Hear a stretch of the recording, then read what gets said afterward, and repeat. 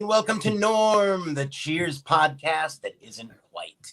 It is great to have you here where we celebrate the greatest live action sitcom of all time, according to multiple publications that don't actually publish anything anymore. I am Mike Dorval. I'm joined, as always, by Tookie Kavanaugh, Dave Rabinow, and we have a special guest this week coming in here, a friend of the show, a fan of Boston sports, Boston pop culture, just a whole bunch of really good stuff. And we were so excited that he wanted to talk about this. He picked this episode specifically, and it's a great thrill to welcome in John Reinman. John, how you doing? Hi, everybody. I'm good. I'm happy to be here. This is really fun. I'm excited to do this. So stoked you guys do this. It's great to have you here. I'm sorry I'm making you miss 5 Red Sox in the All-Star game. I'll be okay. The baseball All-Star game, the most exciting sports night of the year.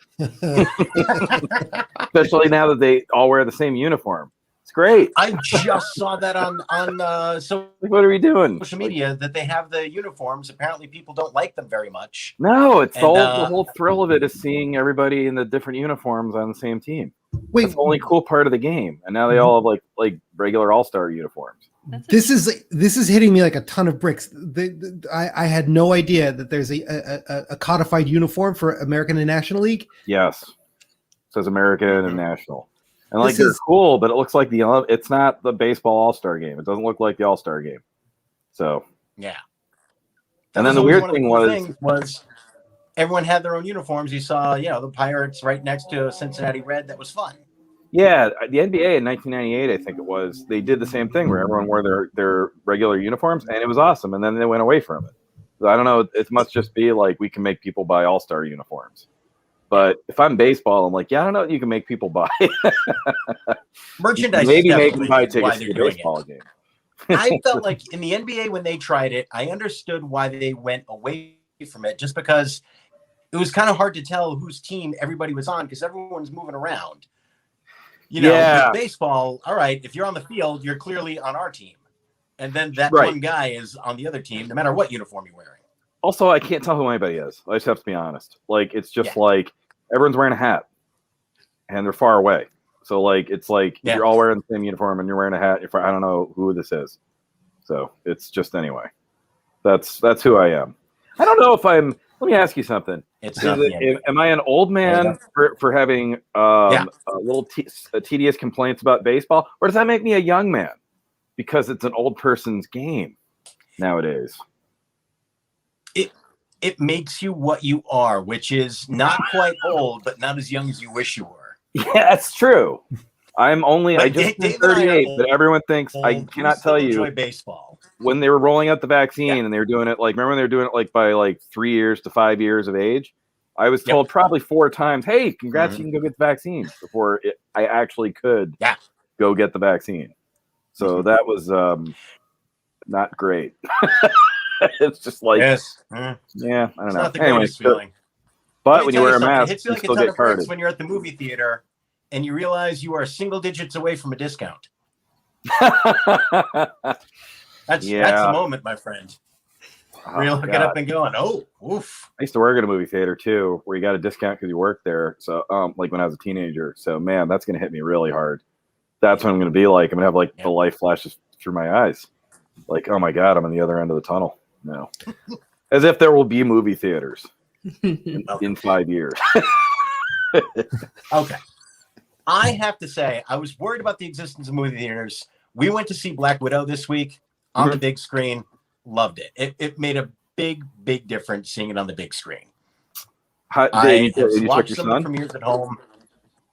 Yeah, no, Kyle does not like violence. That was a day date. Okay. Kyle, if there is blood in it, Kyle does not want to go. You sure it's not because he likes watching with the misery that is Pokemon. Oh, yeah. He likes watching. He loves going to the movies. Loves going to the movies. Really interesting. That's so strange. Like I might actually get hurt. First, I faded away. You're good. My daughter's 4, and it's just never been part of her life now, really, because Pokemon no, just the movies, like going to the movies, because right when she was maybe old enough to know, I mean, we were in the middle, it was a year and a half really of lockdown, So really from like before she was 3 to after 4, she's not been able to go to the movies. So I asked her, I was like, do you want to go see, I think it was Hotel Transylvania. Mm-hmm. And we're going to see it this fall at the movies. And she said, no, I was supposed to watch it on TV. And it was like role reversal to have the dad be like, yeah, we'll go to the movies, see a cartoon. Yep. She was like, I've had a week. We'll just watch it on TV. And she burned me with a clove cigarette. She's already a Massachusetts girl. Nice. She just threw a dunk right in your face. That's how she wakes me up. Oh, that's. And it's not even time to get up yet. It's like 3 a.m, and then she goes, and goes back to sleep. All right. You got to get to the movie theater, though. You got to bribe her with the popcorn and the candy, because once she's actually there, yeah, I know, it's going to be an experience, and she'll like it. And by the way, it's also a chance for you to sleep. Man, I wouldn't do that with her. I can't even tell you. There's no movie that's so bad I won't go. She pranks me though when I fall asleep before her. So I literally, I hate to say this because it's not healthy, but I'll have a little bit of Diet Coke or something right before bedtime when I'm trying to get her to settle down to make sure I'm just up. Like I know I'm losing an hour of sleep, but I don't fall asleep before her. And it hurts when you wake up in the morning when you're already sleeping not a lot anyway. But like, I'd rather that than waking up with stickers all over my face. Or she does this other thing where she'll turn her iPad all the way up and then hit play and stick it right in my ear. Oh, that's cold. Yeah, isn't that? But she just gets that it's funny. She will put a banana under my cushion if I fall asleep in a chair. And then as I'm waking up, say, look, everybody, banana butt. And that's a thing she's done several times now. And I have to go around when she leaves and find banana peels all over the place. And I never learn. Like it's always like, can I have 2 bananas to eat? And I'm like so proud. I'm like, oh, she's getting to be a big girl. And she'll eat the bananas, but they're not to eat. No. It's like just I'm eating it. And then, banana butt later on. So no, I'll be the guy with like a giant cherry Coke, just like with his eyes, like, not blinking. Cause I'm just like, I'm not getting pranked in public. She'll tie my shoes together. She'll do something funny. Like little Johnny Knoxville in the house. You got to be careful. It's just the thing is like, it's just, I'm ready for that time in our existence when it shifts and all my friends just start being better friends with her. Cause they're like, man, I want to see what you do to him. I want to be in on the joke. Like, to use a Cheers reference, when Sam teamed up with Gary covertly later in the series, that's what people are going to start doing with Sadie. They're going to be like, and when patrons started going to Gary's Old Town Tavern, that's what all you guys are going to do. I'm going to go see you guys having drinks when Sadie's like 20. But what the hell's going on here? Nothing. We're just planning your birthday party. It's August.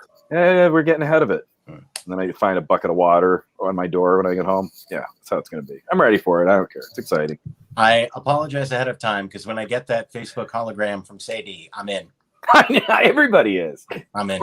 Everybody is. Yep. I never don't get pranked. Like there's never been a proposed prank against me that people said, let's not do it. It's every prank has happened. Is it because is it because you are easygoing, or because it's easy to get it over on you? Like, do you have that kind of reflective ability?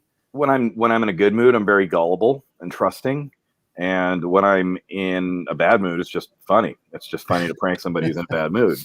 So there's never a time that I'm not good for a prank. And like, I don't think I ever got ribbed, believe it or not. At WWE when I wrote for them, that's like the place it happens. I was going through stuff personally at the time, like in my private life, and I guess they kind of knew, man, his whole life's a prank right now. So they were all cool. I don't think you don't expect wrestlers to be that sensitive. No, it would be Bruce Pritchard or somebody like that, or Ed Koskey. And Bruce is a big prankster. He did. He made me go first. Yes, he ribbed me once. He made me go first in a meeting where it was clear there had been a miscommunication. We thought we were supposed to hear an idea from Vince and get our assignments, and Vince thought we were there to deliver the ideas, and they'd already been written. And Bruce realized as he was talking that there had been a miscommunication. He said, John will go first. And I did, but I didn't. And then he's like, sorry, man, I thought you'd be the best talker. And I did. I kind of got through it enough. And then right before he went to the next person, Vince was like, wait. And he's like, you didn't say anything. And I was like, what? He goes, what's the concept again? And then he goes to the next guy, what's the concept? He goes, anyone here have any ideas? And then Bruce goes, I think we all been lied to. And he just goes, all right, we'll come back next week. God damn it. And Bruce just kind of, so he's like, welcome aboard. It was like one of my early meetings. Fallon, I got pranked, I don't know, dozens of times. It was just, there's a stretch there in like 2010, 2011 when I was I was like the youngest writer there. It was just like every week. Yeah. Every week. Like I can't even remember them all. The best was Morgan Murphy when we all got the Halloween cereals, and I was too excited. I like sold how excited I was about it a little too much for Morgan Murphy. And so when I was out of the room, she took the bags of cereal. She opened up the boxes neatly, took the bags of cereal out, took recycled scripts that had been shredded and filled the box till it was the equal weight, took super glue from the copy room because I was downstairs getting lunch, sealed the boxes. And the next day at breakfast, I'm like, oh man, to get all this calculator, and I just pour a bunch of monologue scripts into my bowl in my apartment. Oh no. And I right away was like, she was just acting in a certain way. I was like, there you go. It's more Nice. So that's about the nicest prank. I think the happy ending to about. this is that Sadie seems to have a solid writing career on late night TV coming up. Well, I don't know if there's going to be late night TV the way things are going. Or wrestling at the very least. No, she's got a bigger open door there than I do at this point. And rightfully so. But, she can make them some money. But, yeah, she's going to be doing something like that. So I never tell her not to. I always have fun with it. And nice. I don't know. It's just funny just to see what she comes up with. And kind of weird how well she sells it sometimes. So nice. All right. Speaking of pretend fighting. Yeah, good segue. Let's delve into it's my specialty. Yeah. Let's delve into Cliff's Rocky Moment, or if you watch on Peacock, Cliff's Rocky Romance. I don't know how they got that wrong, and I'm still not corrected it, but I'm not. Can't believe NBC made a mistake. Shocking. Season 2, episode 16, Cliff's Rocky Moment. We had a David Lloyd episode directed by who else but Jim Burrows. Dave, in January 1984, what was going on when the world first encountered Cliff's Rocky Moment? It's an exciting time to be alive. Just a few days earlier, speaking of wrestling, Hulk Hogan has defeated the Iron Sheik. For his at Madison Square Garden to assume the WWF championship. Yeah, he's about 3 days minted champion by this point. It's like the sports entertainment. Like this is it. This is the Big Bang this week. It's a huge week. This episode. Wow. A couple of days, I think the day after it aired, Apple released the Macintosh personal computer. And I want to say 2 days after this episode aired, certainly the event that made the biggest impression on me at this time as a person who was alive at this time was the Pepsi commercial accident that Michael Jackson was badly injured in.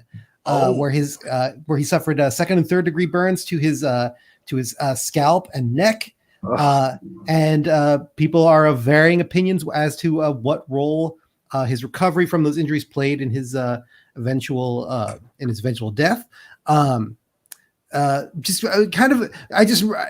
It's amazing to me that moment happened at that time when we were so still distant from the experiences of celebrities, but at the same time, it happened to one of the three most famous people on the planet. Like it had to be like Reagan, the Pope, and Michael Jackson at that point. It's amazing that there could have been a life-threatening injury suffered by one of those people at that point, and we could still there was still enough distance that we could. I remember it being more of a punchline than actually being like a serious kind of point of conversation. Granted, I was 10, so the serious conversation was maybe few and far between. But it was an intense time to be alive and to be an American. I was just gonna say it's quite a lesson to learn that because I was born in the 80s, so like I always naturally think of it. I mean, not really. Like my dad was in the Navy Reserve still, and flying professionally by then.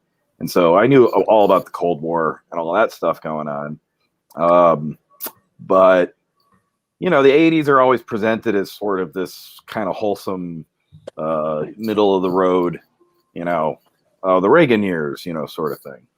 And it's so weird to hear all that stuff that was going on. It just kind of shows you if they had social media, if they had the 24-hour news cycle back then, that would have been an insane, like a crazy week. Like no one, Cheers might not have been on. It may have been preempted for something. Yeah.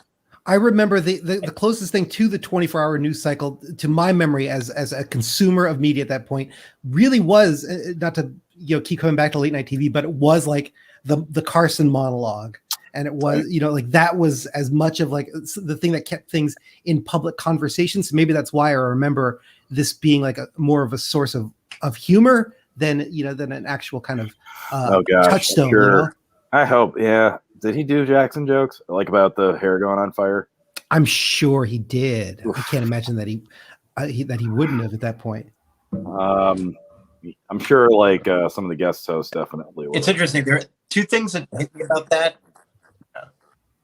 Like Johnny really, in so many ways, decided what was okay to joke about at that time. Yeah.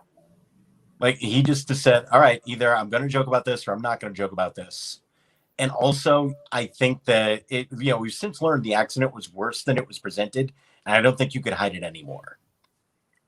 Like 84, the 80s, there was still enough control over the media where you could go, all right. I mean, they showed that commercial. Mm-hmm. They used that commercial.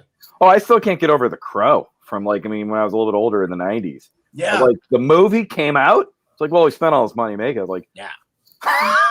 All right. Like my argument pro Crow would at least be it appeared as though his family wanted that released. No, they did. There were a whole lot of people whose jobs and careers relied on The Crow coming out. I've never seen it because we were about to watch it at a friend's house, and I was like, "Is this the one?" And yeah, I said no, and I got on my bike and I got the hell out of there. Yeah, I wasn't gonna watch that. I don't blame you.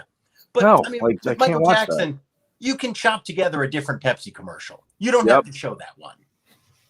Yeah, and Johnny probably did joke about that. I could just hear, and Michael Jackson was making a commercial for Pepsi Cola, and all that. Yeah, and then his hair. Yeah, he had some rough ones in there. So yeah, I can see that. But again, it's that thing of we all just thought, it was like, haha, guy's hair got your hair's on fire. Yeah. But then when you see the actual footage that came out years later, you're like, oh, yeah.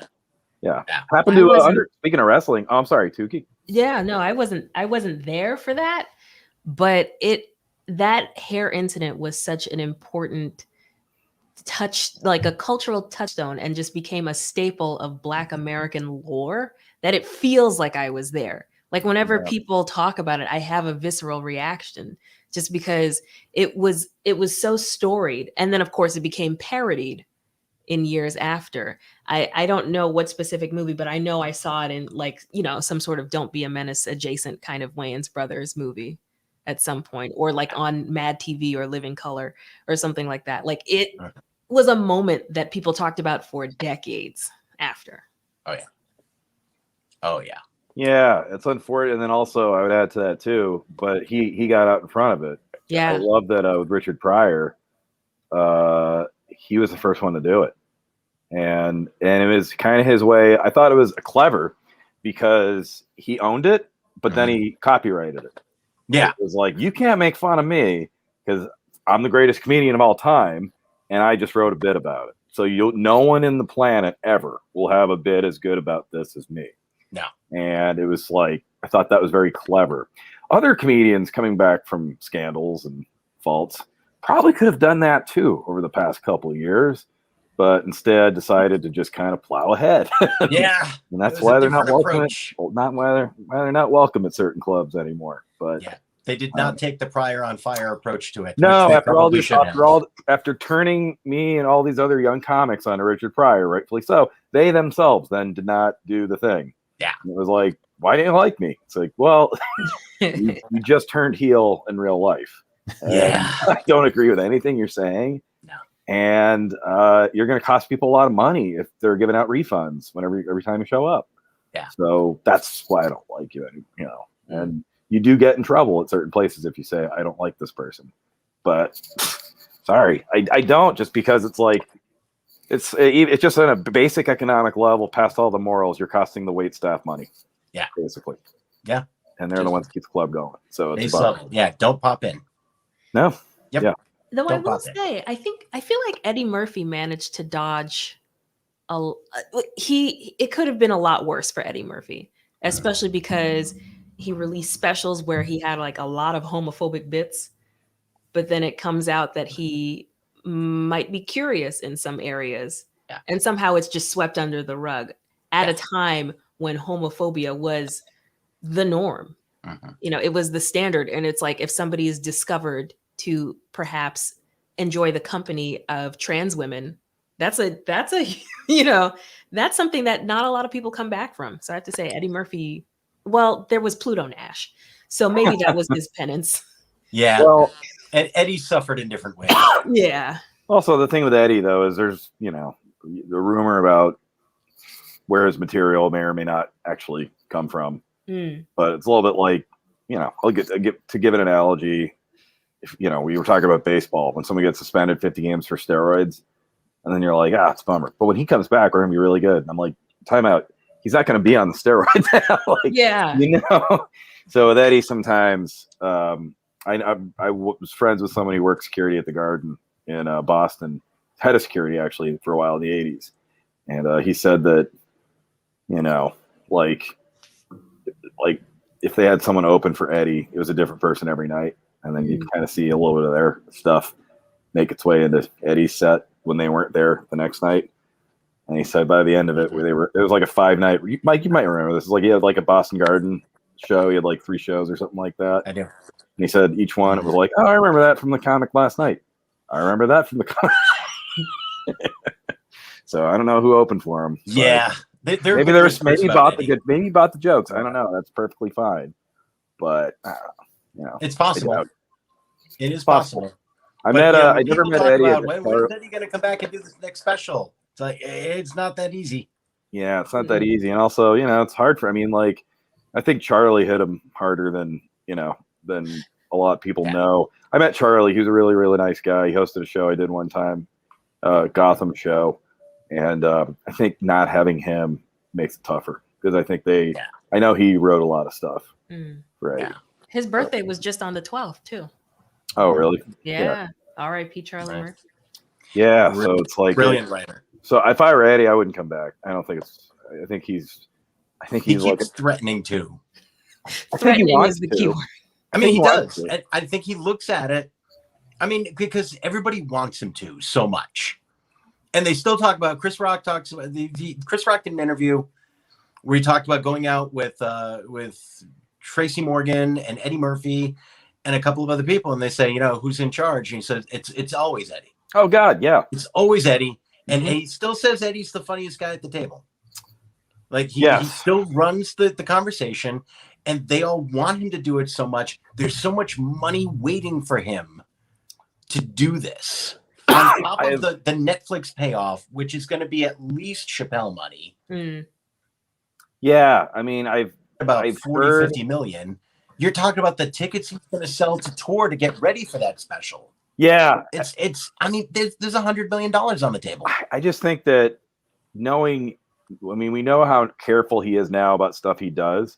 He's almost reached that Bill Murray level of like, just you can't even get a hold of him just because he's so neurotic about stuff he'll do and if it'll be good. Yeah. But I thought when he hosted SNL, it was fantastic. Like, it was, I don't want to say surprising, but it was. Do you remember when Magic Johnson came back in 1996? Mm-hmm. And he was unbelievable. Like, you remember he came back, he came off the bench, and he kind of looked chubby and out of shape. And you're like, I don't know about this. And then he destroyed everyone in the first game. He had like a triple double where he had like at least 15 of everything, and just made everyone look like kids. That's what it felt like when Eddie did SNL. Like, you were just like, well, let's see if he got through the first one pretty good. He got through, and then he gets to the third sketch. And you're like, he is killing. He's destroying here, and then you get to Weekend Update. He's carrying the show. It's like no one can keep. Like, it's clearly he's got every line here. Like they gave him everything because he's just killing it here. And so maybe there is a thing where, but it's just, I think that I've heard from people like producers that when they had him on when I was working late night, and they said the same thing, that he was very funny off the cuff, but it was always kind of like between you and me sort of funny. It was always just like being a regular, naturally funny person. And I'd be curious to see, because obviously his stage persona would be different. Yeah, it has to be. I mean, doing that for an hour and not being able to lean on what you used to lean on. No, he doesn't. No one has that level, that gear, and everything that he had going to make him that energetic. It's not happening anymore. So, it would be interesting to see. However, I will say that Norm Macdonald, when he came back and did his last special on Netflix, when he was older and things were slowed down and there was some sadder, darker stuff in there that wasn't quite as Norm as well. And it was great. It was fantastic. And once he established the tempo, you were into it. And then he started the normisms started coming out. So it's like, we'll see. I don't know, man. I just feel like the last year, a whole lot of things that we thought we'd see, we might not see now, just because people might just say, you know what, I didn't have time to go run it. I didn't have time to practice. And it's just life moves on, Yeah. I really think, I don't know if it's going to be good. I think he's going to at least try it. There's a lot of money and there's 10 kids. He's going to give it a whirl. Yeah, he's got to do something. He's going to try this. No, wait. Are you counting baby? Scary Spice's child that he denies? I count it. Okay. I know he sometimes does not. Do they have one or two? One. They have one? Oh, he has never one contested baby. Yes. Oh, really? It's contested? Yeah. I did not know he contested that. I thought he's totally the dad. Yeah. They tested. Like, I hope I'm not speaking out of school and saying, yeah, I know that that's definitely his kid. Like, I thought that was known. Is that not known? He says. Everybody knows it. But there's that famous guy thing Eddie Murphy, that if you're listening to this, but like Eddie Murphy and Steve Jobs, where you can get to this point where everyone knows it's your baby, and you can still just kind of go like, yeah, I don't think that's my baby. Anyway, we're gonna go do it to something else. Yeah, he's very much pulling a Shaggy, it wasn't me kind of situation. But that's his that's his child. And it broke my heart when Shaggy denied paternity of Scooby. Oh. All right, let's get to the cold open. Hey, speaking of guys that need to run their stuff, Mike. I'm working on a lot. I appreciate it though. Sadie would find that. See, you and Sadie are going to team up someday. We're going to be there. Thank me for that. I know it. There. David, talk me out of that next time. Damn it. Well, no one ever talks about the paternity of Scrappy Doo for good reason. We don't do that here. That dog, that's a test tube monstrosity. Yeah, do my ass. That's not his real last name. No. When marketing Scrappy, awry. Scrappy Morgenstern. Ooh, on the birth certificate, crossed out. Do. Oh, it hurts. He runs for president. Oh, and I should also say, oh my God, our conversation about Dunkin' was a little triggering for me. They closed the Dunkin' nearest to me. It's gone. They closed the Dunkin'? They're doing that. That's awful. And it's like, why would you? This is Massachusetts. Why would you shut down a Dunkin'? This is the most stressful period of my life. That happened after I left Fallon. I still had a couple months on my apartment lease, and the same thing happened. So it was like when you donut. Now when you're home and you do Dunkin' Donuts, it's closed. Even bigger kick. You reevaluate everything. Wow. You're like, this timing was not good. No. That's awful. Are they bringing it back? No. What? Are they going to a new location nearby? And it's like there's a sign that says, come visit us at Main Street in the fall. No. None of that. It's just gone. The nearest Dunkin' is like 7 or 8 blocks up the. I'm not walking. That's not near you at all. No, that's not near you at all. Where in Boston do you live? Cambridge. That's not even close. No, giant blocks. Yeah, no. I know. I hate an Uber ride now to go to Dunkin' Donuts. It's $24 for a coffee culotta. Anywho, all right. Let me get to the cold open before I stress. Yeah, let's do that because the cold open's about a fancy drink. Actually, so it is. So the cold open, Carla walks up to the bar and approaches Coach and says someone asked for one of his favorite Kon-Tiki tikis.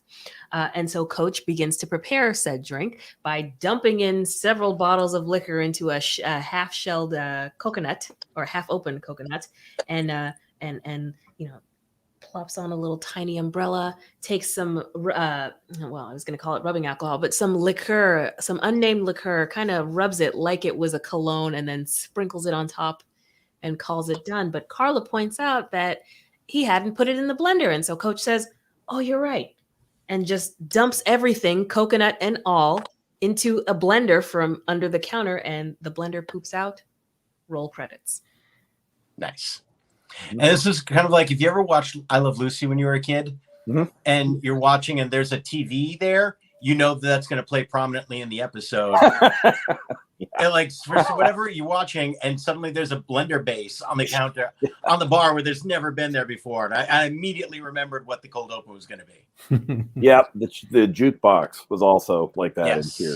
That would just kind of happen to be there. Yep. I don't know. My thing is though, I thought Carla, it was odd for her to not speak up and say something to him. It was an odd cold open. He didn't do it quick enough. Yeah, like they edit it. I thought it would be like in my head. That's how I remembered it. Yeah. But then I watched it now. I was like, oh, I can see that. Like they do a cutaway to Carla. I'm like, you're not gonna yell before he sets your bar on fire. Yeah, and there's time after he throws the coconut in to say, "Don't hit the button." So if you're gonna act that way, be Carla. At least smirk. Give me like a sinister. But she liked Coach. I don't know. It was a slightly inconsistent cold open. Yeah. We should call Jimmy. Say the next time you direct this, Jimmy, please, Jimmy Burrows, you gotta get on. That's what he insists. I've worked with him on a pilot once. Everyone has to call him Jimmy. If you call him Mr. Burrows, Jimmy. Yes. Jimmy. He goes, it's Jimmy. I like it. What can I do grounded? But yeah, next time I see him, I'll say, I got to talk to you about the Rocky moment. Yeah. Just right off the bat, strike one, and then I'll walk away. Yeah. Because I want to blame David Lloyd a little bit, but Jimmy Burrows could have fixed that. That's a director thing. That's a director moment. Yeah. Director moment. There's clearly the joke in there that somebody wrote down. You can clean that up in the direction. David Lloyd, if I'm not wrong, former Carson writer, right? And I believe so. I believe so. So no, that was a funny joke. I thought the writing was really good. I just thought that the visual was, but it could also just be who we are.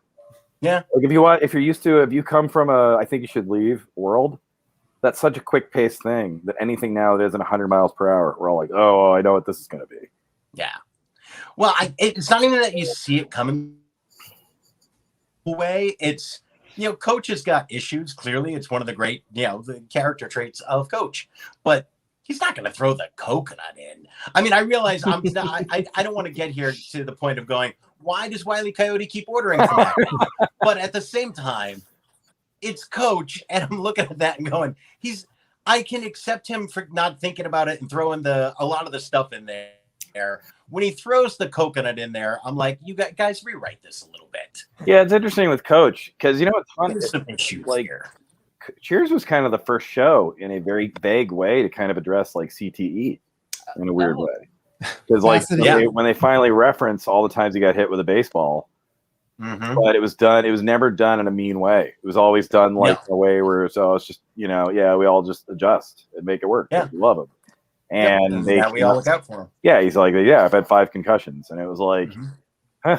And it was like kind of this weird thing where that's one of the great things about Cheers is that if you watch it now, like you get it. Like if someone just watching it now for the first time watched it, they'd be like, they're right on top of the CTE dementia thing.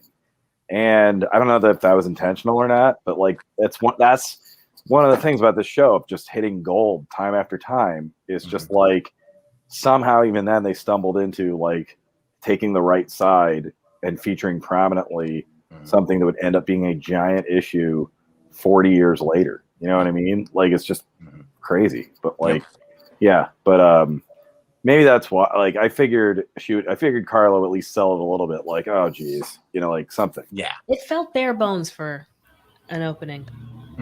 Maybe she just hated the blender.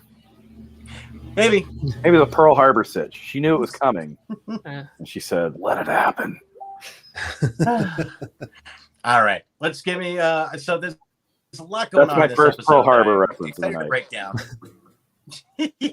All right, very quick recap, and then we will break it down. There's an A and a B story this week. Very quickly, the B story is kind of a trope, but I can't remember if this is one of the first series to sort of make it a trope. So I'm trying not to judge it too hard. Where they've got the weekly football pool, and Diane keeps winning even though she knows nothing about football. I feel like this is something that I know it was a Saturday Night Live sketch. It's come up in different places. I'm not totally sure that this wasn't one of the first to use it. I was trying to figure out other episodes and other TV before this that had used it, and I wasn't coming up with it. So if somebody else knows one, jump in there. So I'm trying not to judge it too harshly. It's not bad because it's a fun little bicker back and forth between Sam and Diane that is not super high stakes, but you can tell that it matters to the both of them. They're having fun with it. And that is basically the B story, that Diane is somehow picking winners all the time, even though she knows nothing about football. The A story. It is a Cliff Central episode this week. Cliff is being Cliff and showing all of his vast amounts of knowledge, and it's really making Peter Iacangelo angry. He does not. Like, he plays Victor Chapone, which, by the way, is a perfect name. I had to look it up in IMDb because they don't ever use his name. And if they did, I didn't catch it in either of my viewings. But he is just tired Victor of... What is that? Victor Chapone? That's his name? That is the character's name. The actor's name is Peter Iacangelo. Yeah. And from his IMDb page, I'm pretty sure this was the highlight. Always a co-star, never a guest star. Damn. He worked a lot. He hit a lot of co-star parts. I think this was definitely his highest percentage of screen time. He is angry at Cliff for talking all the time. They get into it. He challenges. Carla talks Cliff into challenging the guy to a fight. The guy is totally on board with it. He goes outside. Cliff runs out of the bar through Melville's. He comes back with a very large black man who is a postal worker. It gets a little weird. Yes, we are going to be getting into how white was this episode in just a little while. The guy somehow gets Lewis on his side. Lewis leaves. Cliff pretends that he knows karate. He leaves, and it's a very sad episode. No one really sticks up for Cliff enough. It's a real bummer. Cliff leaves. Sam finally tells Victor Chapone to leave the bar, never to come back, even though he's lived there for the past week, even though we've never seen this guy before, which is fine, because you can't afford to have Peter Iacangelo on salary every week. And Cliff comes back, puts on a karate demonstration, which is magnificent, and then has to tell Diane he actually does not know karate. And there's a sight gag where they're really using the stairs. She has to carry him up the stairs at the end of the episode. All right, Cliff's Rocky moment. There's a lot going on here. I want to throw it to John. When we first started doing the podcast, John, big fan of Cheers, said he wanted to do it. I said, we want to have you on anytime you want. And this was the episode you picked that you wanted to come on and talk about. What was it about this episode? Tell us your thoughts. What is it about Cliff's Rocky moment? Well, I think I wanted to get on because I knew you guys. Cheers, first of all, was on for 11 years. So they did over 200 episodes, right? Mm-hmm. Yep. So I wanted to get on because I think I hate to be too dark, but it was in the middle of COVID, and I was like, well, I got to get on there while I can. Well, that's my first reason. Well, we could have had you on in season 1, John. No, I want to come back because there's some Woody episodes. There's definitely I'll talk to you later. There's probably 10 Woody episodes, and I'm like, we need to talk about this because Woody is a very sneakily dark character in Cheers that no one ever really. There's some stuff there with him. Yeah. Especially when he wins an election and kind of seems like he might know what he's doing, and you start to wonder who this guy really is. But I think my big thing was there's two things about this. Brilliant ending. It was just an ending that feels today. It feels like something that, nowadays probably more mainstream, but 10 years ago would be in The Office or something like that. Mm-hmm. There would be a Michael Scott. It felt like a very Michael Scott moment, way ahead of its time. Mm-hmm. To have the hero do something outside, like unbelievable, And I'd be like, I'm really like quite. It feels like a very Michael Pam moment from The Office. And well before that was like a trope where it was like you're there the winner, and then they pull you in and go, I'm about to pass, like some just so you know, like so it was ahead of its time, as Cheers often was, and I love great endings, and I think that's one of the best, one of the funniest Cheers endings, one of the most clever.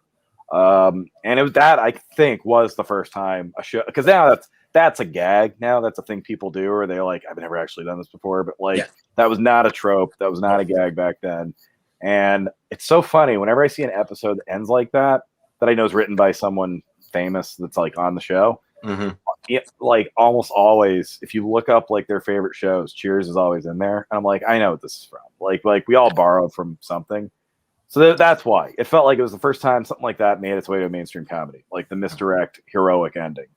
But secondly, I really liked the character of Lewis, and I think there were two real strong weaknesses. I hate to say it because everyone, people I know who are, I guess I don't want to say woke because that's like an insulting term now, but I guess I would say more culturally and socially and interpersonally aware than I, who watch Cheers and love it, say, oh, it's timeless. And so I don't want to be the spoiler. But the two things that stand out for me are it's a bunch of white people. Like that's the first thing. In the middle of Boston, so it's like, yeah, I get that's what people's idea of things might have been, but like, even when I was a kid, if you went into Boston, it's a city. It's not, Sweden or whatever. And so then I always thought that Lewis was a strong character. He got laughs just by his presence and his timing. He was on again in another Cliff episode. And I thought that was someone that I'm sad they didn't do more with. And I thought that to use a wrestling term, he was over with the crowd. The crowd popped for him both shows he was on. He got really hard laughs from the audience. So I think right there, you could have brought him back, had him be like Cliff's unlikely friend that he hangs out with or whatever. And I think then you could have finally addressed the issue of race in Cheers, which they never did. And they, Cheers, and they dealt with other issues on that show. The episode where Sam's former teammate comes back and reveals that he's gay, and that episode's tremendous in my opinion because it tells you who Sam really is. That underneath all that, he's actually a good person who doesn't, who sets himself apart from others that way. They did the whole thing with fertility. They did, breakups that back before it, the sad part of it instead of just haha. And so they were ahead of it. And I really wish that they had done more with his character. And I really enjoyed this episode because it was maybe the closest they ever got to kind of calling something out. Like, yeah, this is what this is. This is Cheers in the 80s downtown, and it's an Irish, bar, and we're a bunch of white guys. And we're not comfortable with people who aren't like us. And I thought there could have been more about that. Lewis was the perfect bridge to get you there because, like I said, he was an over recurring character. Like people liked him. And he was funny with Cliff. Like his timing was really good. And then, I was going to say the only other thing, and I saw this is something you guys talk about on a regular basis, that Cheers didn't get to, especially in the 80s, was the HIV scare with Sam.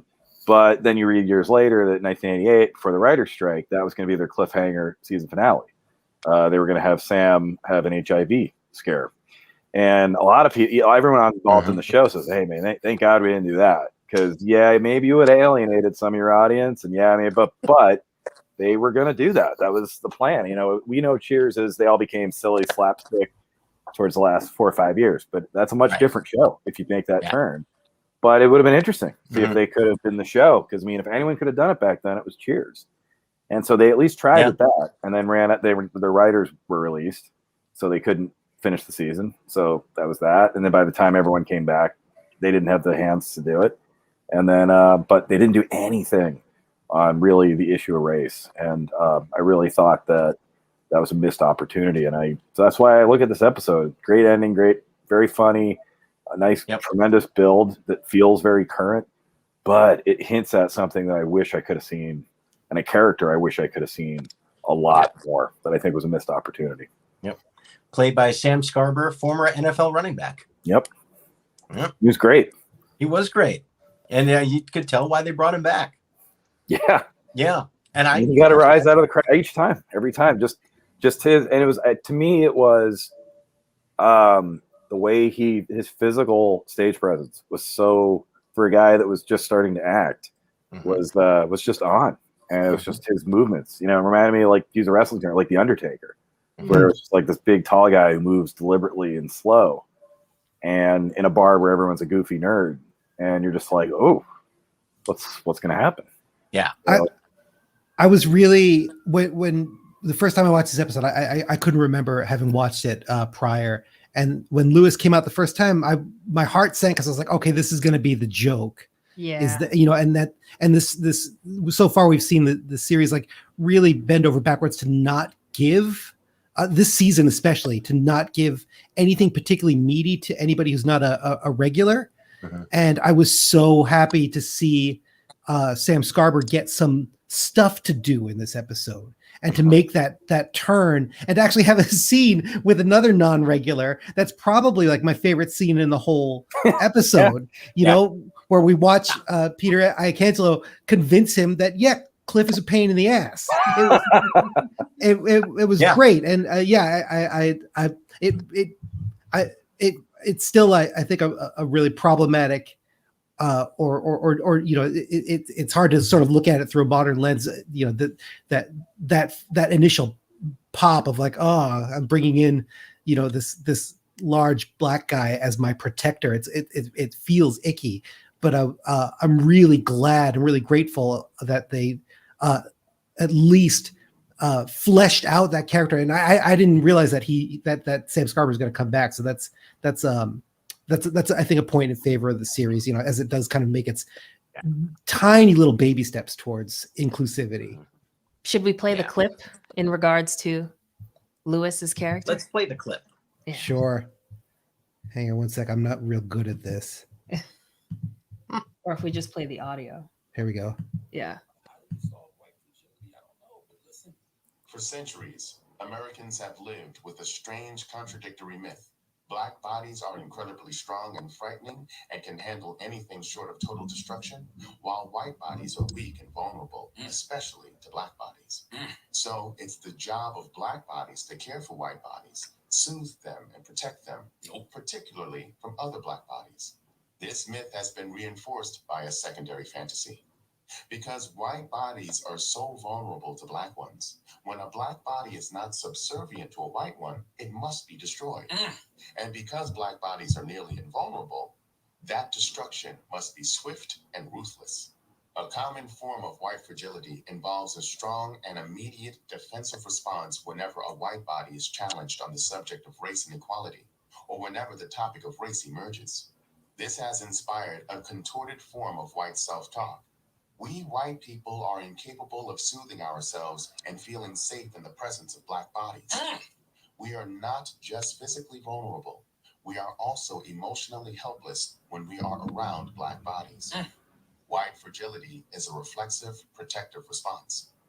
A way for the white body to avoid experiencing the pain of its historical trauma inflicted by other white bodies. Many white Americans need to be confronted firmly and compassionately on their white fragility. Much of that fragility is a trauma-driven, lizard-brain defensiveness that quickly fights, flees from, or freezes out all such caring confrontation. There is only one way through this stalemate. White Americans must accept, explore, and mend their centuries-old trauma around oppression and victimization. Whiteness does not equal fragility. That's a dodge created by white fragility itself. It's a way for white Americans to avoid the responsibility of soothing themselves, metabolizing their own historical and secondary trauma, accepting and moving through clean pain, and growing up. So that's the excerpt from the audiobook. All right. But yeah, that I feel like the confrontational character against Cliff was like looking at it through a modern lens and sort of my lens, and having experiences where I've had people ask me to be kind of the muscle in a situation when it's like, I'm a pacifist. Yeah. Like, you know, it's like, ooh, this guy, as soon as Cliff brings in reinforcements, it's like, you know, well, you can tell me what you thought of the clip or that audio clip in relation to this, because there was a lot layered going on.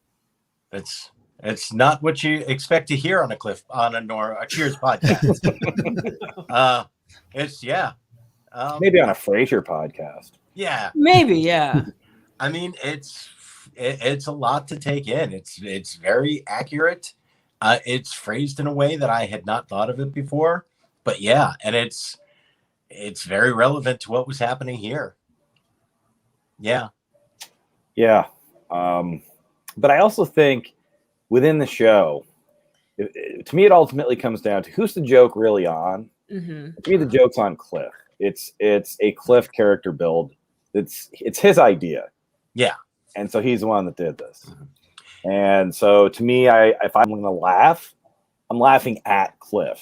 Yeah. It could have gone a different way, but in the writing, they make it clear, like, Norm is a moron when he asks about Leslie Uggams. Like they're calling out what guys in this bar would do, which is good to see.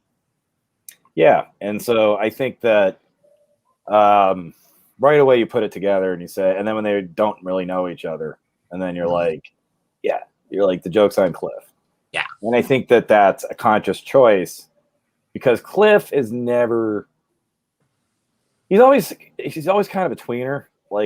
He's kind of a hero in the show, but he's kind of also a villain sometimes. He's just annoying sometimes. Yeah. And that's the thing about Cliff that makes him interesting, is that he sort of, to use Seinfeld as a comparison, he walks the fine line between Kramer and Newman, where it's like sometimes he's the wacky guy, but sometimes you're like, man, I just hate this person. Yeah. Like, just what's his problem? Mm-hmm. And I thought that was their way. It was a nice misdirect too, to deal with an issue, but also the misdirect in there from a writing standpoint is that you're going to have him, it's a roller coaster end for him. Mm-hmm. So you're going to have him do that, which makes you hate him. Then he's going to have the heroic end, which makes you like him. And then he comes back and he's Cliff again. You're like, oh, I hate you. You know what I mean? Yeah. And to me, that's like, and it preserves the character. And that's why, so I think that that's another reason I like this episode, is that everything is woven together very well. And that's why I wish they had explored it more, where it's just like, you're able to push Cliff as a moron, which you need to do, because otherwise, if he's a nice guy and we like him a lot, you're not going to laugh every time Carla makes fun of him. You're going to start feel bad for him a little bit. Mm-hmm. So you have to have him do bad stuff. You have to have him so you can laugh at him. Mm-hmm. And I thought that he was the perfect guy to pick to give this, what we just listened to, use as an example. Like, he's the guy you would pick to put in that spot when you're like, all right, this is the point we're trying to make.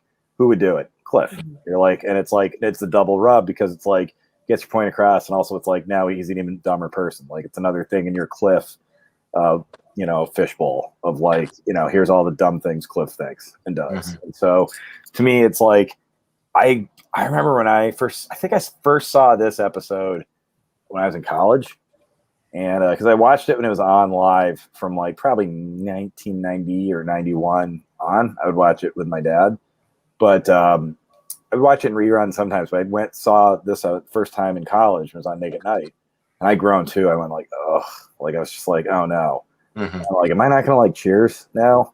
Yeah. But then the way it plays out, you're like, oh, this is on Cliff. Like, Cliff is he's doing the job here. Yep. I'm like, okay, I like it. Yeah. Yeah. So. And it really is the ultimate Cliff tweener episode too. It's a good way to put it, because there are so many opportunities for Cliff to just be the victim, and then he keeps pushing it, even to the point where Lewis is in the bar with him, and you could just say like, all right, now this guy's going to come in and start to challenge and threaten Cliff, and Lewis is here. The guy's walking past Cliff, and Cliff has to threaten him again because Lewis is there. Yeah. Ways where Cliff could have taken it down a notch, and Cliff escalates. And he's just enough of a jerk too to sell that joke at the end, because when he knocks himself out, you don't feel bad for him. Exactly. Because he's been kind of a dick the whole episode. Yeah. And so that's one of the reasons that last joke works that well. Yeah, you have to preserve the character. We can't let Cliff. We have to end. He has to win because you got to get rid of the guest star. He has to win, but you also have to hate him too. Yeah. So it was a little bit of that. This was it's interesting that the Hulk Hogan thing happened this week because this was a very, I will say, from someone who's done a little bit of it, this very little bit of it, but I guess compared to other things, but like this is a very wrestling psychological episode. It really is an episode where, like Mike would know, like, you know, the Attitude Era, where you might have two heels going up against each other, and we can't have one turn face. So how does what happens? He has to do something after he wins. Yeah, something has got to be another swerve. Yeah, where he makes you hate him again. It's like a Jerry Lawler win in wrestling, where it's like, okay, we're rooting for the King because he's coming out of the booth and he's fighting some young punk. But at the end of it, he's got to get on the mic and say, you know, hey, where were all you punks weren't cheering me before or something, and make you hate him again. Yeah. Or like Vince is great at that when he gets an ovation from a crowd, but he has to be the bad guy, getting that one line out to open with, like, well, I guess you brushed your teeth since you're cheering so much tonight. Yeah. And then, you know, everyone, and it's like, okay, you have to be the bad guy here. And so I thought that's never forgetting your job. Yeah, and I thought that's what that's what David Lloyd here did. And probably, I mean, I'm sure this was probably one they spent, I'm guessing, like, they used to talk about the writers' room at Cheers. I mean, that was a late room. And my guess is this was one they must have spent a lot of time on because there was a lot to unpack with this one and a lot to be careful with Lewis and but they had to really be careful with Cliff because, like you said, like this was, gosh, we got to come back next week and have him be the dope again, but he has to win.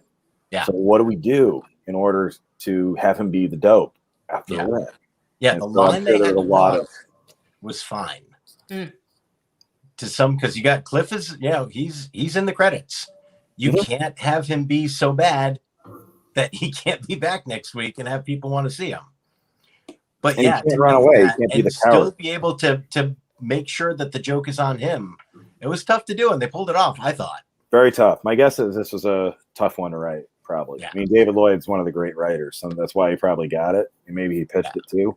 But as a staff, my guess is this would have been a lot of discussion before you actually get to the actual writing about how do we pull this off.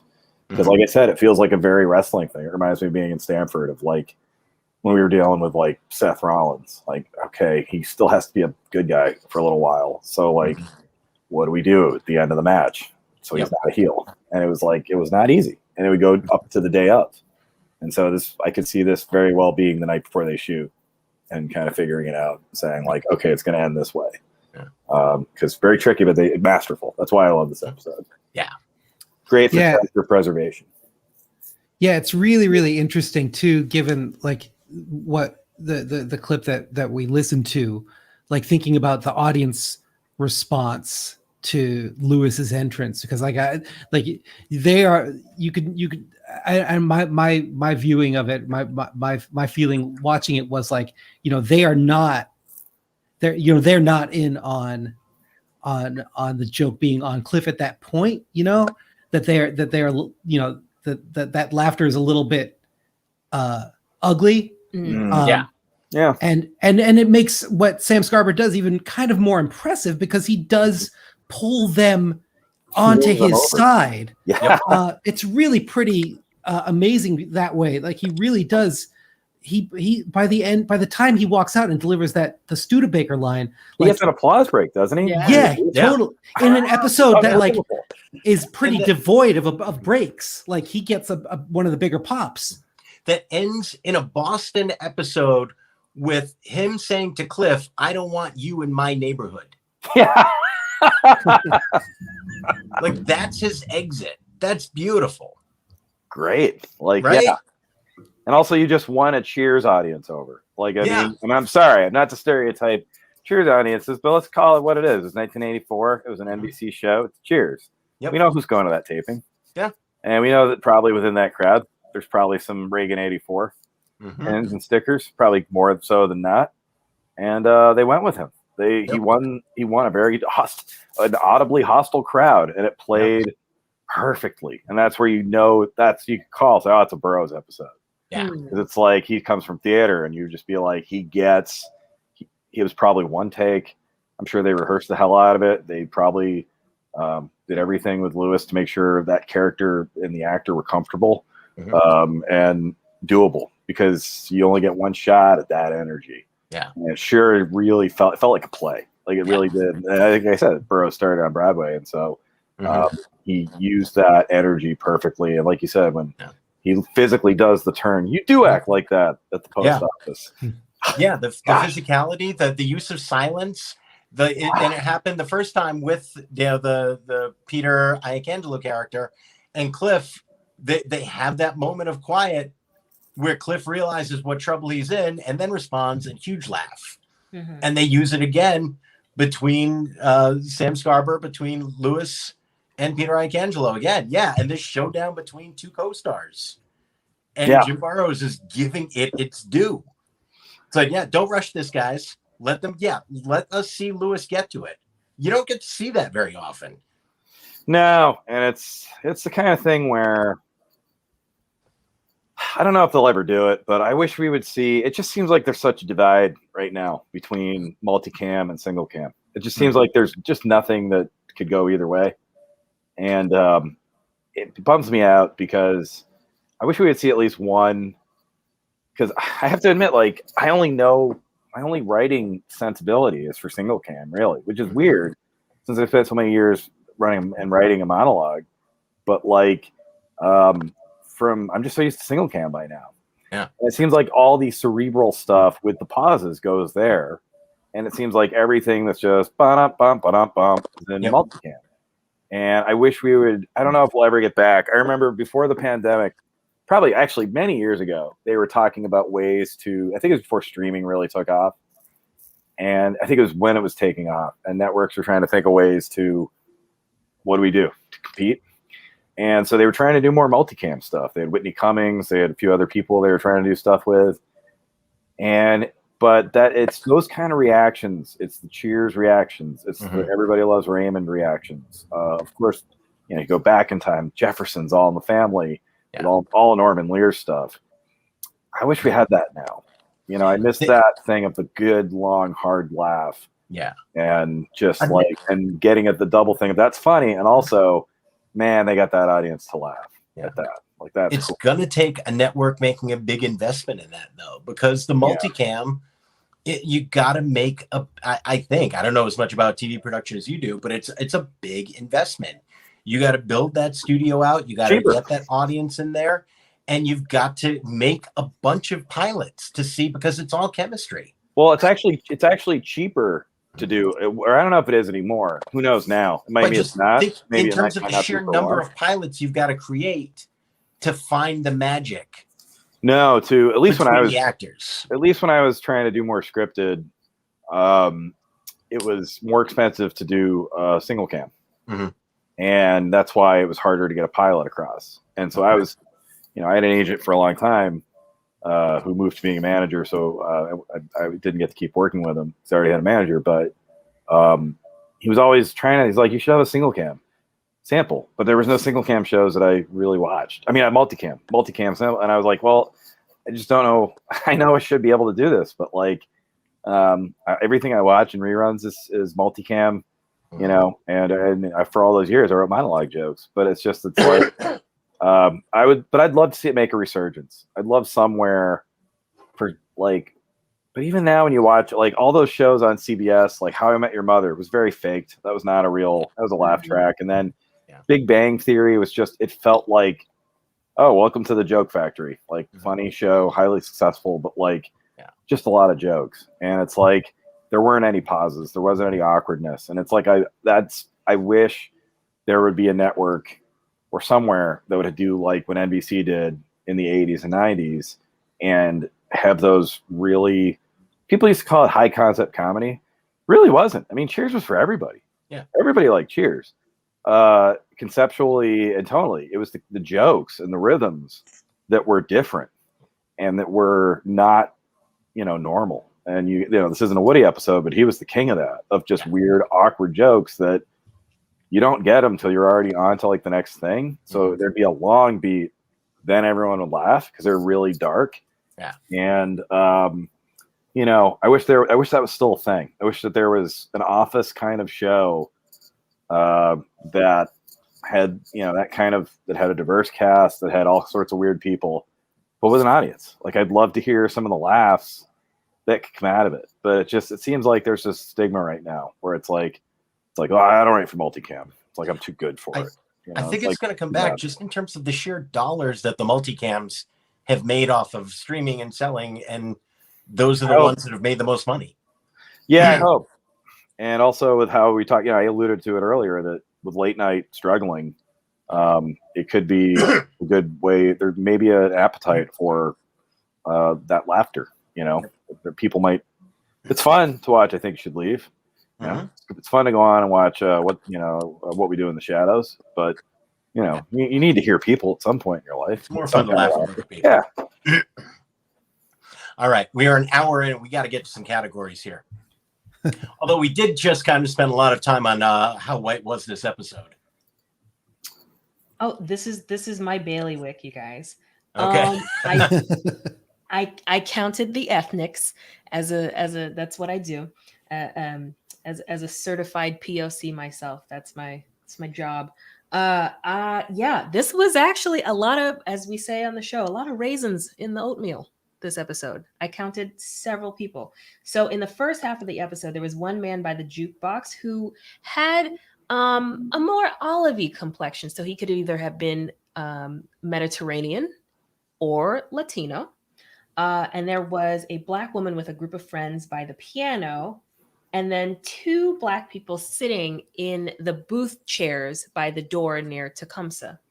And then in the second half of the episode, there was I believe she may have been Asian, walking past Sam and Diane as they're bickering about their football betting, who walks stage left of them.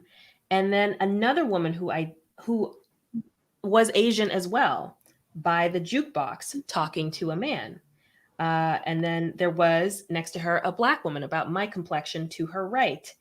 And there was a Black man standing by the pole near Tecumseh who eventually moves towards where the piano is, and he's with his group of friends.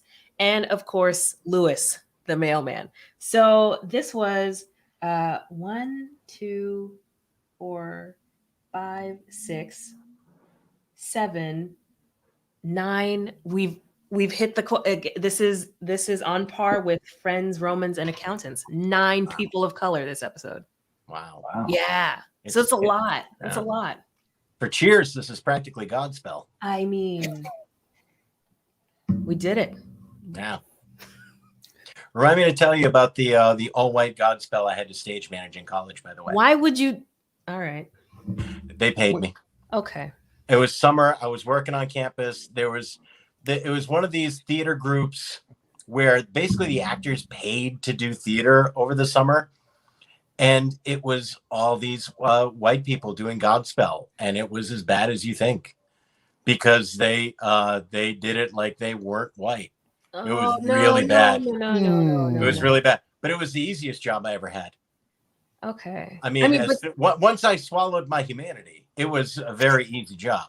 Oh, okay. Yeah.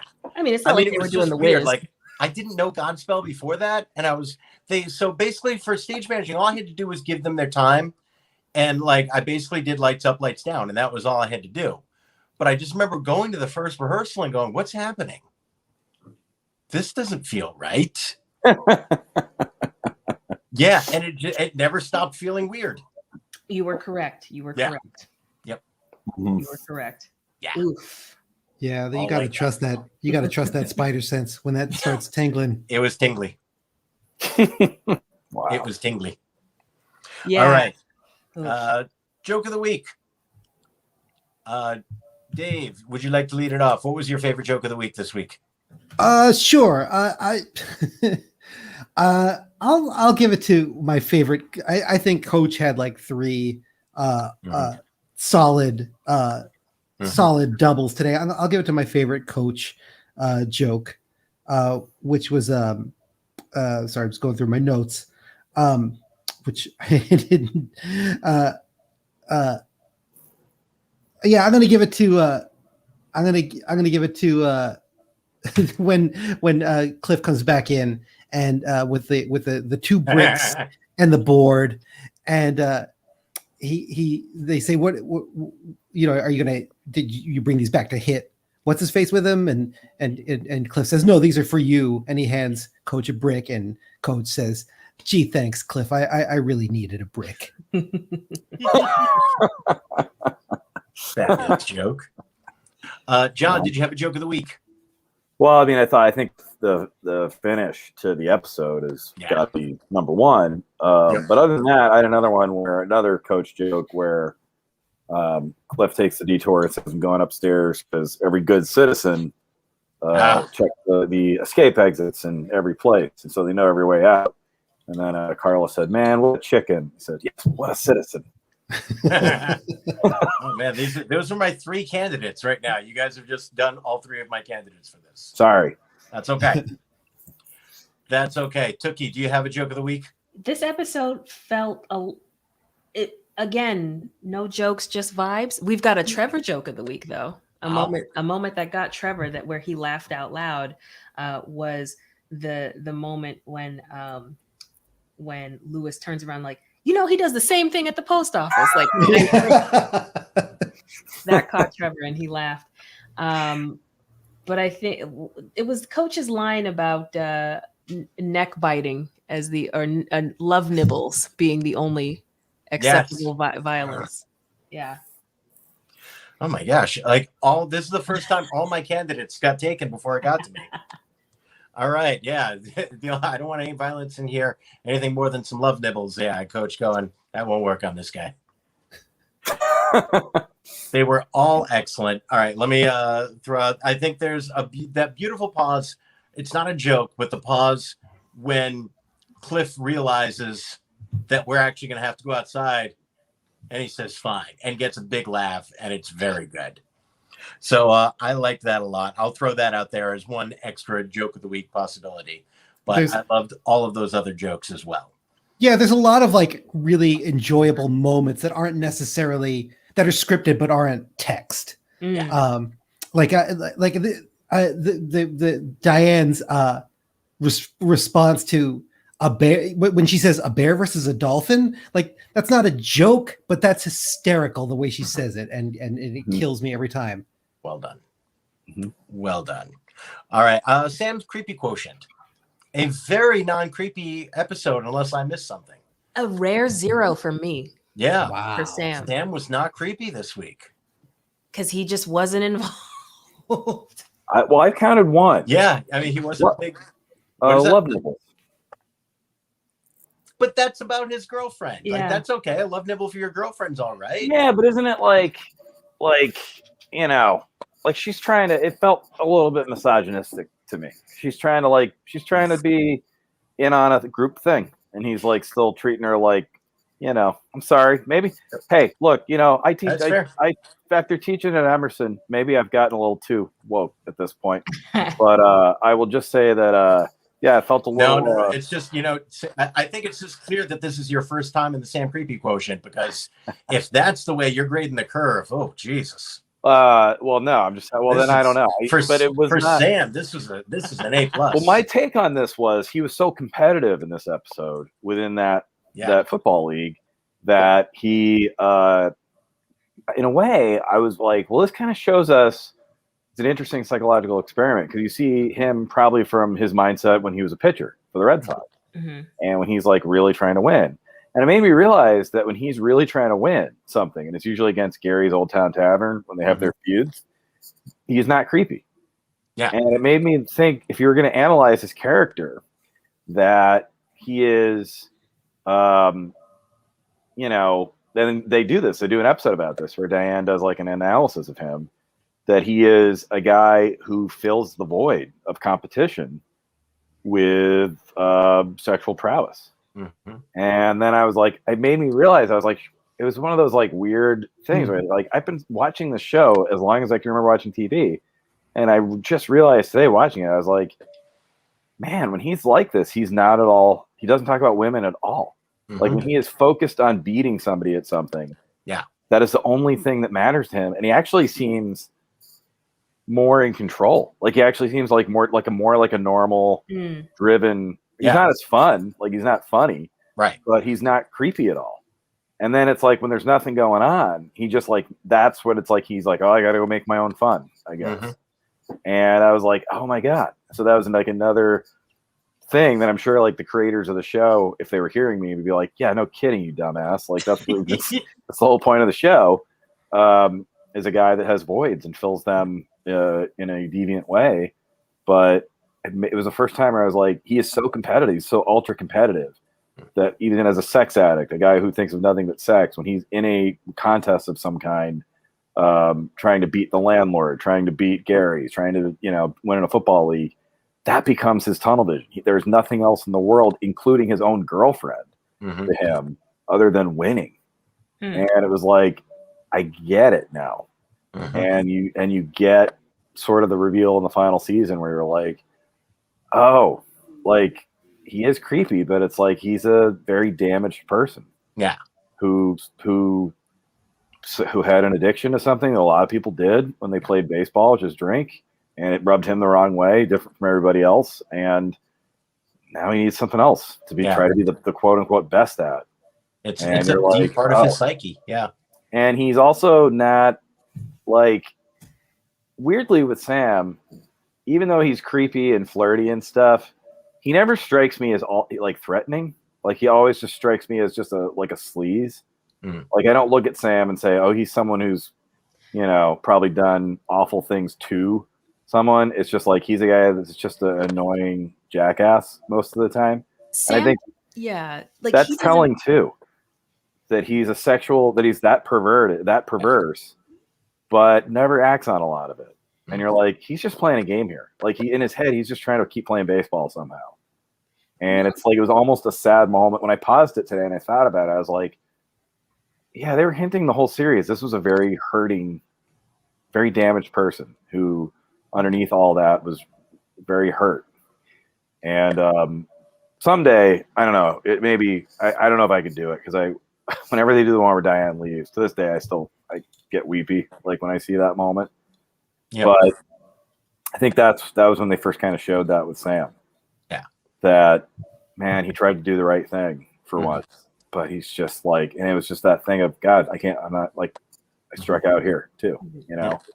So, have a nice life kills me every time. Oh my God. And then I think that, but today watching him get manic over a fantasy football league, I was like, oh, this is his problem. Like, this is his thing, is that he never had closure to his baseball career. And so every day that he gets up, he still thinks he's a baseball player. And he's like, what am I going to do to fill the time? It's like, oh, I'm going to go try to be a flirty creep.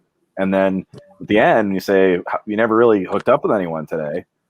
It's all good. It's 2 a.m. and I'm back here at 9 tomorrow to open. I got through the day. And you're like, oof, that's a sad, with, one way or the other, when you think about it, when you get to a certain age, everyone's had that experience at some point where it is all about just getting through the day. And what do you do to get through the day? And that just seems to be his thing. It's just, it's just awkward, weird flirting. Yeah. So. Yeah. Dave, how creepy did you think Sam was this week? This is maybe the wrong place to put this, but like I'd give him I'd give him a 2 purely because I think like there seems to be a moment when he could have stood up for Cliff, like so many of everybody in the bar could have, and he is, the script doesn't call for him to do it. So I'd say like that's a funny moment. It may be like a more telling moment of how everybody in the bar sort of views Cliff, where I think like obviously Norm seems to be the closest, but maybe those relationships aren't as potent or as well defined as they will be later on. But like, it seems like Cliff does get kind of hung out to dry a little bit. Yeah. No, I would say like the Sam creepy quotient is always on a curve because Sam is never not gonna creep. but the way in which he creeps is never like, I should hide my drink from him. It's always like the women he creeps on are always willing participants to the creepy behavior. Like it's never like this guy's disgusting.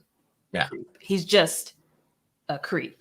And in this, well, we will be coming up on one where she does not welcome it, but no. It's the coach lottery episode where the daughter you won't stop hitting on. But we'll get there. Crap. Okay. We'll get there. All right. What was your 80s moment of the week?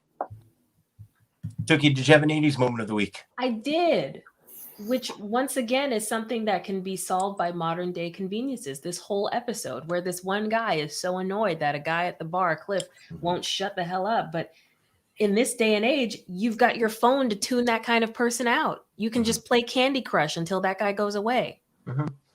Well, it's funny. My 80s moment of the week related to that was more to the point of the 80s were kind of the last time where you couldn't prove that guy wrong. Yeah. That's true, yeah. Yeah. From the 90s on, the Cliff information that he was shoveling out, you could, at the very least, even when you couldn't look it up on your phone, if he's coming back the next day, he got on his laptop or he got on his desktop and looked up some of this Johns Hopkins information and can come back and say, hey, you were completely wrong about that. So that was really the kind of the last time that Cliff could be a Cliff. And that you absolutely could not call out the loudmouth on completely inaccurate information. Yeah. Yeah. For me, mine's much simpler. It was just the way they were doing the football league. It was just taking a pencil out and writing down stuff on paper. Yeah, good call.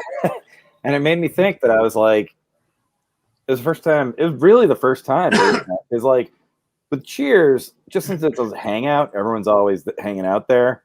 And then they have the payphone. The phone issue for me is never really a thing. It's always like, I get it's different, but rhythmically it's the same. It's like, Vera's calling or I got to go make a call. You do the same thing you do in a bar. You get your phone and go off to the corner and make your call. And the first time today where I was like, oh God, Cheers is old, was when they had sheets of paper and they were filling out a football thing. Yeah. It's like, oh man, just in the age now that's legal with DraftKings and everything. I was like, I mean, yeah, this is one where if you're watching it with your kid, they're going to go, what is going on here? They're going to go, yep, I can't realize it's not like this anymore. Sorry, this is old.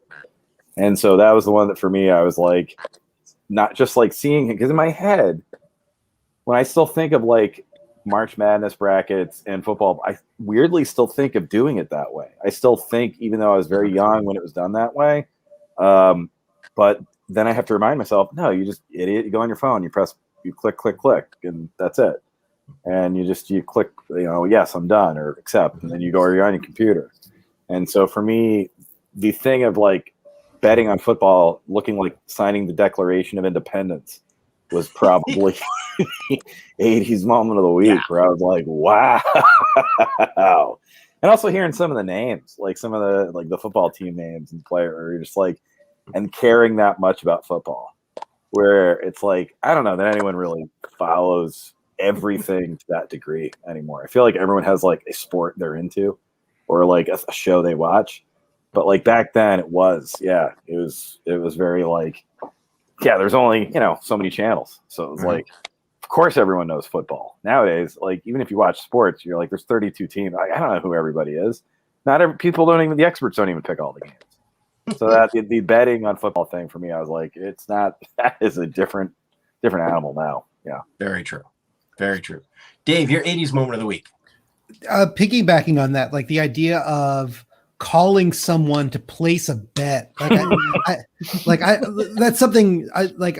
It feels like an 80s. I know that persisted probably well into the 90s and even today. Like I'm sure, I've never called a bookie. I would have never called a bookie in the 80s because I was a child. That just feels that feels like like a real kind of remnant. Like I feel now I can place a bet at if I choose to do so easily without having to call someone whose job it is to do that, but also it's illegal. That's an amazing thing to me. Yeah. The amount of trust you had to put into somebody to actually do what everybody's doing in here. Mhm. What Like, do you? all right, I've What got to happens? trust that, yeah, Jimmy's gonna actually pay me my $200 if Atlanta does win tonight. What happens now if you bet online? And well, nowadays it's your credit card, right? Is that how they do? Is that how you bet? I don't gamble anymore, so I don't know how it is, or is it Venmo or what? Because I was gonna say, well, how do they How do they quote unquote break your legs now if it's all done? Well, I mean, you're putting the money up ahead of time. That's the thing. Yeah. There's no credit anymore. Yeah. So you got to put the money in through PayPal, and That's they get your what I money, meant, and you're trusting that they're going to send that money. Okay. Yeah. If you win. Yeah. So in other words, it's like the stakes So, aren't yeah, even they're not assuming any risk anymore. So your needs are safe. Man, that's another thing I got to think of too. Is that's a Bank joke. of America, if you're putting on your credit card, they could break your legs. Yeah, but I was gonna say that's still a joke. That's still a very tropey. You still hear a bookie joke every now and then from somebody, and like in stand up or just a reference or throwaway line, and it's like, you might want to pull them aside and say, like, can we talk about bookies for? They aren't bookies. Like that's not a no one gets their legs broke. You know what I mean? Like, but that's still a trope that people still make. And people, it's like I'm when sure people like mailbox there's jokes, still and I'm like, low tech people who are getting injured, but it's not as common. but also they would all have to be very old. So it's like, I guess it would be I'm sorry.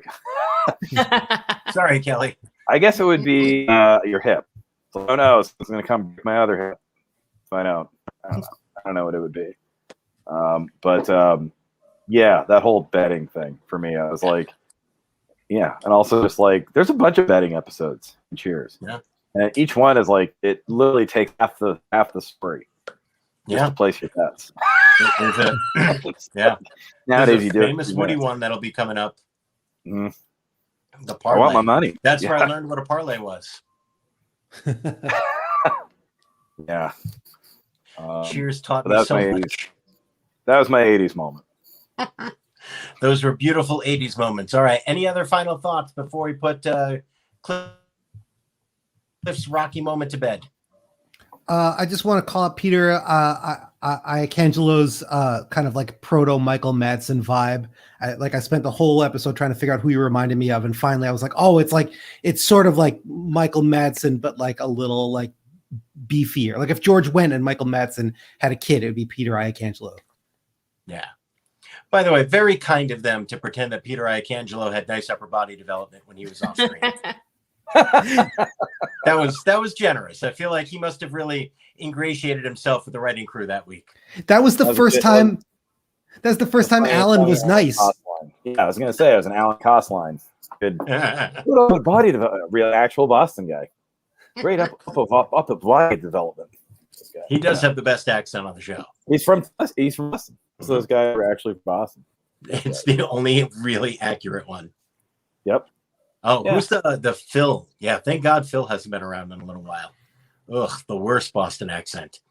Not the later Phil, the tracksuit Phil. Oh no, I'm thinking of the other guy who looks like if Will Noonan had a very failed older brother. The first Paul. Phil. That's Phil? No. Oh, I'm sorry. No, you're thinking of Somerville guy. No, that's season. That's the early episodes of season 1. I know who you're thinking of, though. I forget his name. I used to know all their names. I forget. The guy who looks like name drop the song right there. Love Will Noonan, by the way, but like that guy looks like if he had an older brother who just did not do well in life. He had some good lines as the years went on too.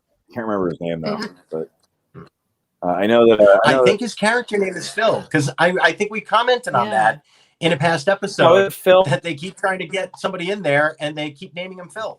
No, I think Phil's Rhea's dad, Phil Perlman. He plays the old guy when that is also Phil. That's the thing. There's a ton of Phils. We got to look this up at some point. Yeah, there's Phil from I'm blanking on his last name, but glasses bald Phil later on from It's Gary Shandling Show. That's who Paul. Become kind of a recurring regular in the last season or two. That's Paul. I'm sorry, Paul. That's Paul. Yeah. Paul Craypants. Okay, that is Paul Craypants. You are 100% correct, Paul. So maybe the other guy is Paul. But maybe I will say that everyone involved with the making of Cheers would love that you struggled to remember Paul accurately because that is the whole point of his character. So, he's not memorable. And it is. he weirdly is never. You never, even when he was in the regular cast, you never. When he showed up, like because he forgot to bring him or invite him or forgot about him, you always laugh because you're like, oh man, I really did forget that he's not here, even though he's always here. And then when he would vanish, you wouldn't know. Yeah, it was like this masterful, weird thing that they pulled off, the vanishing hitchhiker thing, where it was like, wasn't Paul been here yet? Has he been on? Oh shit, here he is. Like it's just like so they would love that we were all like, is that who's that guy again? Like, exactly. Well, then we've made them happy because I completely did that. Paul Wilson, that's the actor's name. I know that. I'm sorry, Paul Wilson, and I'm a fan of yours. From It's Gary Shandling Show on, I'm a fan of Paul Wilson. Curb, he's in a funny Curb. Mm-hmm. You've done a lot of great stuff. All right. My final thought would just be simple. It's just I wish we saw more Lewis. I thought that was a really great character, really well delivered. Is that actor still around? Sam is still alive. I don't know why. I wish they'd brought him back. And I thought that, recurring characters on Cheers running their course. It seems like they're either first half or middle or end. So he probably wouldn't have been around. It seems like a lot of people went away after Diane left, and they kind of just started over with the whole thing. But he's a guy that I think there could have been sort of almost an Eddie LeBeck, not quite that, but we could have seen almost that frequency. And I think that there could have been an organic split where he moves away or when he goes and does something else. And I thought that was an opportunity to take on a very known and accessible issue, which is just race in Boston, in particular back in the 80s. Yep. And coming out of the 70s, you're still in the early mid 80s here. And I thought that you could have gone to another level and gotten a great character out of it. And I wish he came back more. And I'd love to find out if they had plans to bring him back or what the feedback was or whatever, but he was great. And I thought that was a chance to give Cliff also the Odd Couple vibe. Give Cliff, guy doesn't really have a ton of friends, of all people that he happens to become friends with. It's this guy. And just kind of, in a way, underneath the skin, like it kind of makes sense because they're two people who are always outsiders, weirdly, in that part of town. And that could be the thing, is that Cliff hangs out there every day and he's always the outsider. And so in a way, it kind of makes sense that he and Lewis might not like each other, or Lewis might not like him, but they feel for each other. And there could have been something more, and wish there was. If the Frasier reboot happens, Sam Scarborough is available. I still think I had an idea that I was talking to our friend Jason Marcus about a couple of years ago when they were trying to reboot Cheers, and everyone always says no. Like that's a hard no. And the funny thing is, they always say, "Well, everyone looks so old," and I'm like, is anyone going to say you guys all looked old? Like, no one on Cheers, except for maybe Ted, looked really any different than now. They were always middle-aged people. They were like Red Auerbach. They were old all the time, like from 30 on. And so, but it's like I think you could do it if no one will because they're all too famous and it would cost too much money. But I'd love to see like what's Sam doing now? Did he have a daughter? Is she starting to date in the Me Too world? And he's taking a different stance and learning how to deal with it. And I think there are ways to do it. I think there are definitely ways to do it. But I mean, Ted Danson's going to be the big hang up because he keeps doing new hit TV shows. Like he just doesn't need to. At this point in his life, do this thing that he already did. He doesn't need. Well, he loves. When I met him once, but I talked to him for several minutes because I'm such a big Cheers guy, and he just said how he never got to watch it when it was on because he was always putting his kids to bed. Yeah, and he's not much of a TV watcher. He's more of he even said, I'm more of a reader or whatever, and he is just now, or I guess this was about 10 years ago, was just starting to watch Cheers again. And he was like, to me, when I watch it, it's just like you watching it. Like, I don't know what's going to happen. Like, he's like, sometimes I remember it. He goes like big ones, like with Diane. I remember all those. But he's like, man, the jokey ones where it's like 1,000 jokes and a weird turn at the end. He's like, I don't know what's gonna happen, and I laugh at it like anyone else. And so, but he loves it. Like he's not one of those actors like, I'm not, don't talk to me about Cheers. Everyone that's on that show, there's no one there that's like, I won't talk about Cheers. Yeah. Every single one of them is like, oh, it's the best because it sounds like it was just Disneyland of shows. Mm-hmm. And so who knows? You never know what's gonna happen, and Mr. Mayor will work out or whatever. And he was just like, you know what? I want to see my grandkids more. I wouldn't shock me if he got together with somebody in Paramount Plus and said, let's do 10 episodes. I've never heard Ted Danson. I've never heard a bad word about Ted Danson. And I've never heard him speak ill of Cheers. I think he probably. No. I mean, in fact, you got to talk to him. I think he looks very fondly at it. But when Kelsey Grammer is doing the Frasier reboot, Kelsey hasn't had a lot of hits post Frasier. He won't do it. Like Ted Danson keeps churning out really great work. He does Curb, and that's a huge hit. The Good Place was like this Peabody award-winning Peabody. Yeah, that's the Massachusetts in me. Like this Peabody award-winning show. He did. He keeps doing good stuff. Like it would seem weird to me if he said, "All right, and I want to go back and do this thing I've already done successfully for 11 years again," when he can do other things so well. I think the excuse for doing it would be, first of all, fun. Yeah, and you just want to have fun, and then it could also just be like, he's a very humble guy, and he could just say, it could be that thing of like an athlete, like I'm going to go play one more season where I started out and became an all-star. Maybe. And if he did it, it was it would happen. Like, and I don't think he has said things like, it feels inevitable. Like he has said things like that. I don't think he would say a hard no. I think if you gave him like, we're only going to do 10 episodes, we're going to get the bar built back up. We got Norm, we got Cliff. I don't know what they do as far as the woman.